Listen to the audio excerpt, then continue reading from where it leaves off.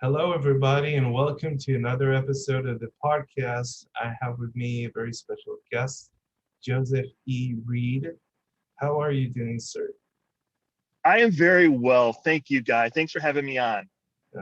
You're welcome. I'm honored to have you on my podcast, and because we are talking on a very serious, hot button issue subject about mental health and coping and dealing with mental health and talking about your book essentially that you wrote. So can you tell people about your book, about what you do? Sure. Thank you, Guy. Yeah, and again, such an honor to be with you here. Thank you so much. Thank you for creating this platform for people to come on and share important topics like mental health and yeah. So what I do, Guy, is I spend time creating platforms like you're doing right here for people to go and encourage each other. So my organization is Broken People, which is an international peer support group Mm, that we're in 43 countries right now, where people just get together online and we just encourage each other. We're a group of non-therapists, non-professionals who just get together and who understand what broken feels like and encourage one another. Um, and while I was establishing this group, which happened after which I built up after the death of my friend, who was who actually took his life. He committed suicide in 2018. Who was a very emotional, supportive person for me. He was also my pastor at my church, oh and no. yeah. Yeah. So there's a lot of people in leadership, whether it be spiritual or economic or political leadership, who have a lot of pressure on them, and it's this hidden thing. And that's one of the things I'm trying to battle with Broken People, is that it's not anything to be ashamed of. And the more fear we allow to decide for us as far as what issues we talk about or don't talk about, or even as much as like what things we enjoy or don't enjoy, I think fear becomes an aspect of interfering with you and I accepting who we are. Like I talked with you briefly about before the interview with how I think that the Christian church in America has a way of creating boundaries on what is acceptable and what is not acceptable, and creates these rules and regulations that I think are somewhat ridiculous, and put people in boxes that were never meant to be created. If there is a God, he never meant to create those boxes that are there.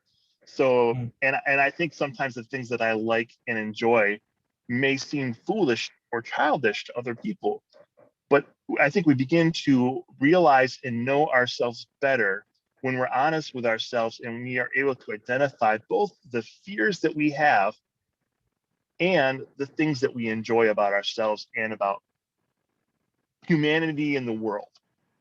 But those things really get in the way of us knowing who we are. And so my group really encourages people to dive into that. And my book does too. My book, Broken Like Me, it really took off on Amazon before I ever even like advertised it. It was a number 1 new release on Amazon. It was a number 1 bestseller in 5 different categories for several days. I think people can really associate with brokenness, and it's not strictly related to mental illness. It can be related to anyone that feels broken for any reason, whether it be domestic violence, or mm, whether it has to do with your sexuality, or it has to do with like how your hair is doing that day. Like you just kind of feel messed up, yes. And I just Frazzled, try to be, frazzled. Yeah. yeah, frazzled. Yeah, I just try to be relatable in the book. So my book, I really worked hard in writing this book to have a tone, a conversational tone. So anybody that knows me and they read this book, they're like, well, it's just like talking to you. But there are more people that are reading this book that do not know me. So as they're reading this book, they don't know what I sound like, but they can see a personality of humor coming through a book on a very serious subject. And I've been kind of amazed by how many people look at the book and say it's kind of funny. I'm like, well, I guess that's my personality, But Yeah. I think I think the more you and I, Guy, we embrace this uniqueness of who we are, Yes. And we create a platform like you're doing here for people to hear other people expressing the uniqueness of who we are. It creates a safe place for people to be more welcomed or more welcoming to their inner selves. And in my book, I mentioned to you earlier that I divided it into four sections. But what I didn't say to you is at the end of every chapter, I have a section called utilization. Mm-hmm. And what that section is, it's a call to action. But I spell utilization Y-O-U. So how do you Mm-hmm. utilize Y-O-U the things I'm Yeah. talking to you about in the previous chapter? Yeah. That's And very. why does this? Yeah. That's very smart. Yeah. Utilization. Yes. Hey, will you call my wife real quick and tell her that you just said I'm very smart? But yeah. So one of the things I'm not ignorant about is that I'm not really smart. I'm just getting to know myself. And here's the thing: like, there are a lot of people that write self-help books, and they tell you follow formula A squared plus B squared equals C squared, and you'll have this Yes. result. And I think that's pretentious, but that's reality. So what I encourage the reader to do is look at the concepts I'm introducing to you and utilize them. Y-O-U, make them your own. How do you take, for example, one very important, not large section, but one very important section of my book, Broken Like Me, is what I call the mental health scale. That's where you take a scale that I've demonstrated to you, and you create it and you communicate it to the people that are important in your community, who are significant in terms of your mental health or in terms of your safety, whether it be a therapist, your doctor, your friends, your loved ones, even law enforcement, anyone you connect with that's significant to understanding how you're doing. I introduce a scale that's very, very simple to because oftentimes when you're not feeling well and somebody comes to you, and I actually have a chapter in my book called How Are You? Like that's like the worst question in the world you want to answer. Like, I don't want to answer how am I doing. I don't want to tell you that I feel like crap, you know? Yes. And so what the mental health scale it does is it gives Yeah. you You should a flip. very Yeah. You should. Sorry. yeah, You should flip the tables on them and say, "How are you? How are well, you right. today?" Well, right. But the problem with that is at least here in the States it's an I call it an Americanism. It's not really that they care how you're doing. It's more of like a hello. It's a greeting. Yes. But It's a for somebody like, nice city. Yes. that's a great way to describe it too. But for me, a person that deals with anxiety, like I have to make a decision when somebody asks me, how are you? I have to like interpret that. I have to say, do they really want to know how I'm doing? And so Yeah. do I tell them I'm suicidal and I'm really struggling and I'm fighting with my wife and my kids? Or are they just being nice? Mm. So that wrestling and messes with my social anxiety like crazy. Mm-hmm. So I address in the book how to answer that how are you question.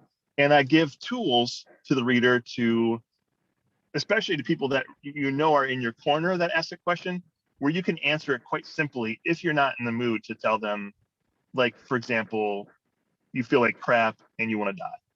Mm-hmm. Like, that's really hard to say sometimes, Yeah. but you can communicate in a much simpler way, uh, that maybe you're in a danger zone and you need a little bit more help. You Yeah. need a little bit more encouragement. It's better to tell someone else than your own voice trying to say that to yourself again and Yes. again. So it's much better to externalize it. Yeah. Oh, it's so helpful. It's so helpful, and that leads on to a couple of the other chapters. So I build a foundation in the book with the scale. Like, being able to communicate is really huge. If you can't communicate, then you're pretty much shot. Like, it's like it's mental health number 101. It's humanity 101. Communicate. But I think we think that communication can be super hard because we made it really hard. We have all these expectations again that are put on us that we really can't make sense of why they're there. So I push back against that in my book. And then I talk about journaling. And that's where you are communicating with yourself, where you're you're kind of working out issues in your own head, but on paper. And journaling has been scientifically proven to improve your physical health, improve your mental health, improve your ability to perform sports. Yeah, it's It's it's the recycle bin of the soul, shall we say? what? Yes. What? That's brilliant. I've never heard. Why did I even write a It book? You just should have wrote my book. Yeah, it's just I'm a writer also. I write poems and short stories, and I write academic papers and stuff like this. I'm not a I'm not a Joe Nobody. so Wait, so Joe, nobody. Is that me? Are you? no, I'm talking about an average Joe, not a great, Right. wonderful Joe, a great auteur, Joseph E.Reid. I love it. Yeah, but the problem, I think there can be one danger with treating a journal like a recycling center for the soul. And that's studies have been done about journaling, and what happens when you only journal the negative stuff, like you only put crap in your journal about how life is going, is journaling has a tendency to magnify the things you put into it. So if you're a negative person and all you write is negativity down, it's going to make you more negative. Excuse me. My grandmother had a saying. She said, if I'd walk around with my face all pouty and or angry looking, and she'd say, "Oh, if you walk around like that, your face is going to get stuck that way, Yes, Sonny." yes. And Never yeah, and I happened think in it's the just history of the world, in the annals of history. right, Not one right. documented case. Right. Not one document. But I think there is some truth that if all you're doing is communicating in your journal negativity, it's going to make your life seem more negative, and you're going to be much more of a negative person. And it's that same way in therapy. Like journaling is a lot like therapy. It's just you're therapizing yourself, which isn't a word, but I also make up words in my book, which is really funny. Yeah, there's just so much about journaling that's so good, and one of the things I really kick back against journaling that I address people that don't like journaling. So I give some options for people that maybe hate doing journaling and what you can do. But I also confront the idea of rules of journaling. Like I think a lot of people have rules about journaling that don't need to be there. So I write about why they're there and what you can do about it. Like people that think they need to write nicely, or people that think a journal is only something that they're supposed to read. Like I think usually journals are something that you write your own feelings in and are for you, but just because that's usually doesn't mean it's always the case. You could pass your journal on to your kids if you wanted to. There's no rules. Yeah. But I think we put rules on ourselves, like again, like because society does that. Society loves its rules. Yes, you have to. There is also something that is very crucial, something that is talked about lightly but should not be talked about so lightly that it loses all its gravitas. Let's say, talking about journaling and talking about creating a narrative, creating a story for yourself, a narrative that is positive, that is driven, that is inspirational. It is hard to, because almost everyone, except for psychopaths and sociopaths, they don't want to be too arrogant and have to commit the sin of hubris. So they so so they don't want to confess to themselves that there are a lot of problems. And even if they are the only ones that create the narrative, the only ones that are going to see it, the only ones that are stuck with themselves. So they have to create a narrative that, because I'm just talking about a lot of all those holistic coaches and gurus and yogis and whatever. They talk about self-inspiration and talk about all these different methods of NLP and stuff like this. and I don't get it. I don't Yeah. understand, maybe because I'm not I don't know if I suffer from any type of mental illness or something like this, because I was never diagnosed with anything like that. But I have been through therapy several times, and I don't know. It wasn't conducive to my mental being, because I was in a lot of stress and stuff like this. And the narrative that you create for your own self, it is very important. And it's hard to lie to yourself and say things are much better. I have a lot more things in my life than I think, and I have a lot Mhm. more to lose by taking drastic steps in the wrong direction, shall we say.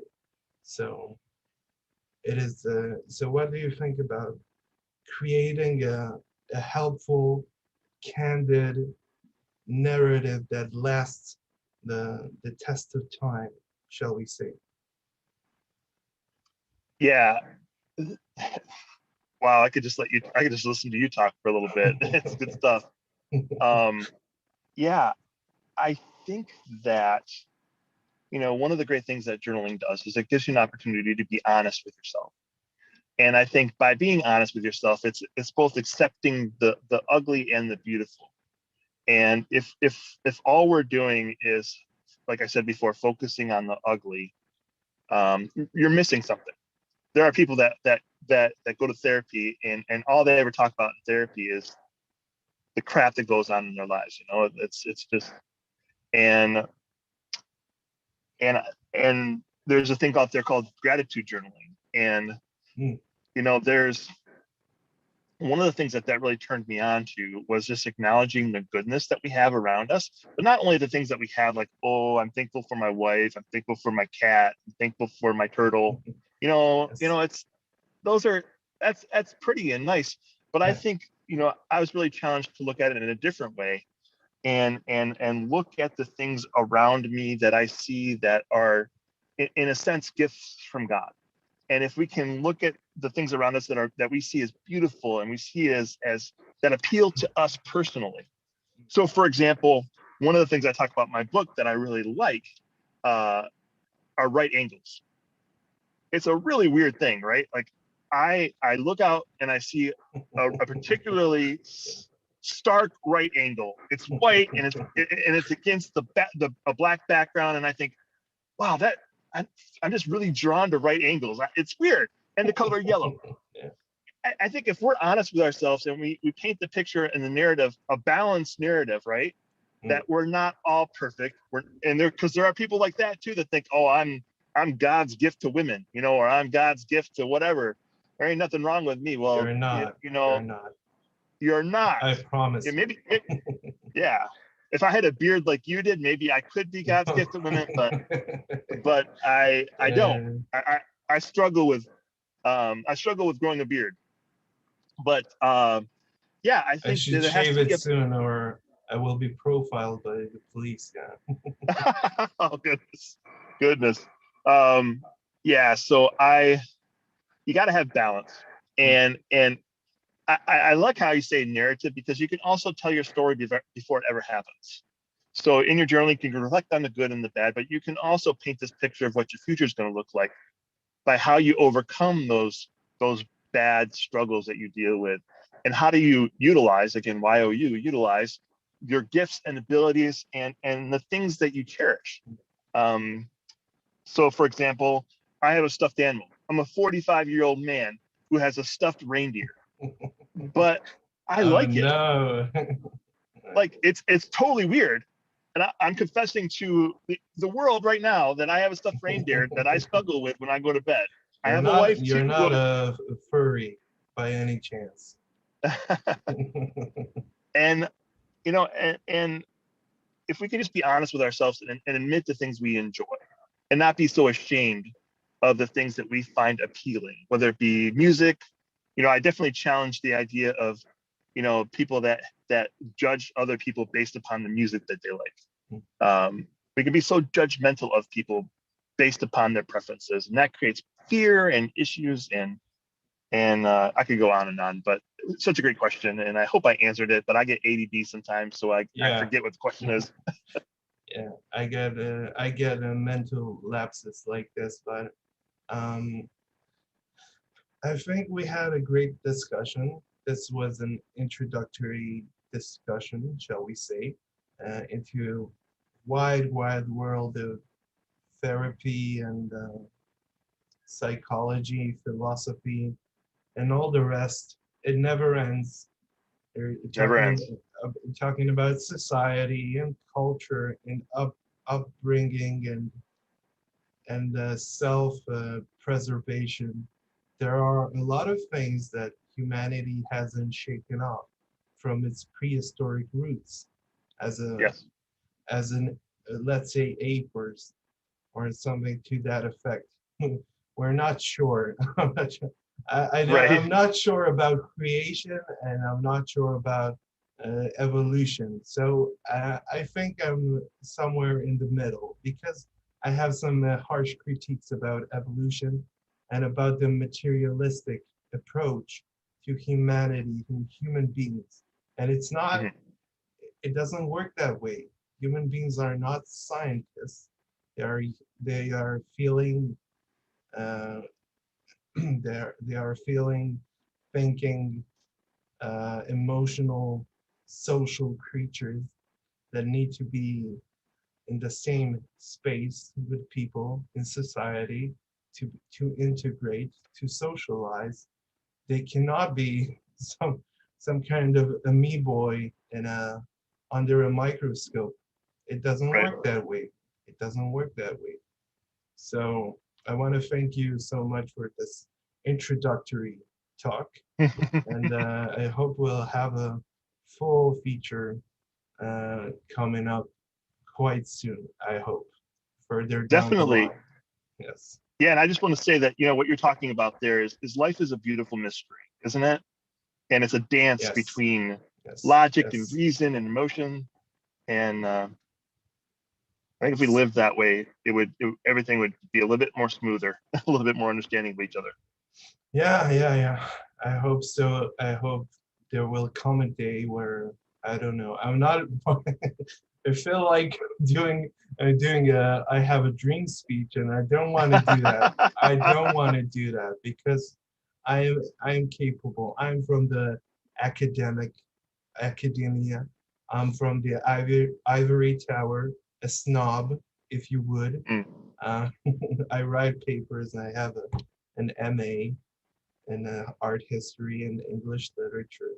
So so I don't want to do that. I want to act as as a citizen, a concerned citizen. right. Sure. Awesome. So thank you so much. Thank you. You're awesome as well, of course. So I want to thank you so much for watching, and we'll see you on the next episode. Bye bye.